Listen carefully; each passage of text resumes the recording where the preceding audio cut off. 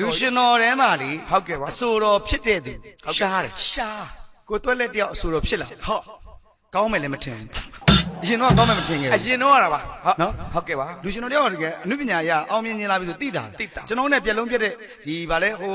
ပြက်လုံးထဲမှာဆိုတဲ့သချင်းလေးတောင်မှကိုမနှောသချင်းလေးတောင်ပြန်ပေါက်သွား ခေါဝတ်တမ်း မဆိုနဲ့ပေါက်သွားတဲ့အကြောင်းပြောပြတယ်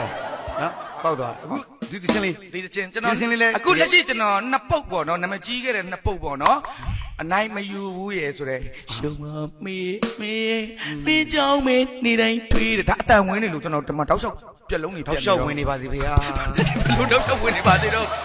တောက်လျှောက်ဆိုနိုင်ပါစေ ဆိုနိုင်ပါစေ โอเคအဲ့တော့ကျွန်တော်မိုးတချင်းလေးဆိုခြင်းနဲ့ကိုစောကြီးကျွန်တော်တစ်ချက်လောက်ပါဟုတ်ဒါကတော့ကျွန်တော်ရဲ့ပွဲလေးဖြစ်တော့အခုကကျွန်တော်ပြက်လုံးလေးတော့ပြက်ပြီးပေါ့နော်ရနော် ခွင့်ပြုတယ်ဘာလို့လဲဒီပွဲမျိုးမှာဒါဒီသချင်းမျိုးဆိုတဲ့ ဟုတ်ကဲ့ပါ ဒီမှာသချင်းဆိုလို့ရှိရင်လည်းငါတို့ကနော် copyright ညှိမှာ မှန်တယ်နော်ဒါကျွန်တော်ကူပဲ လက်ကြီးခံပြီးနားထောင် ကိုစောကြီးဆွဲလိုက်အောင်ကျွန်တော်ရဲ့ခန်းစားချက်လေးကိုနားဆင်ခန်းစားပေးပါချစ်ချွေပွဲလာ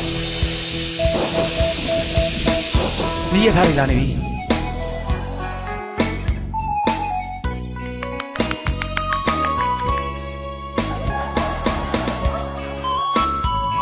လက်ကလေးဒီလိုလေးလုပ်ပြီးလို့ရမှာ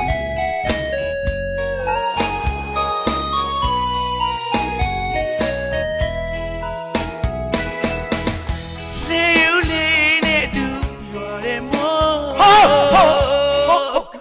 တွက်လေအဲ့သချင်းလားငါကြိုက်တာလေ ကိုတက်တော်တွေမှာတောက်ချောက်ပေါက်တာလေ အေးအဲ့ဒါမိုးသချင်းမလား အဲ့ကျွန်တော်အချင်းကိုကိုရက်လေ အဲ့သချင်းကိုငါမင်းကလေအဲ့သချင်းလေးကိုနားတော့မလဲအဲ့တော့မင်းရိုးရိုးလေးပဲဗာ music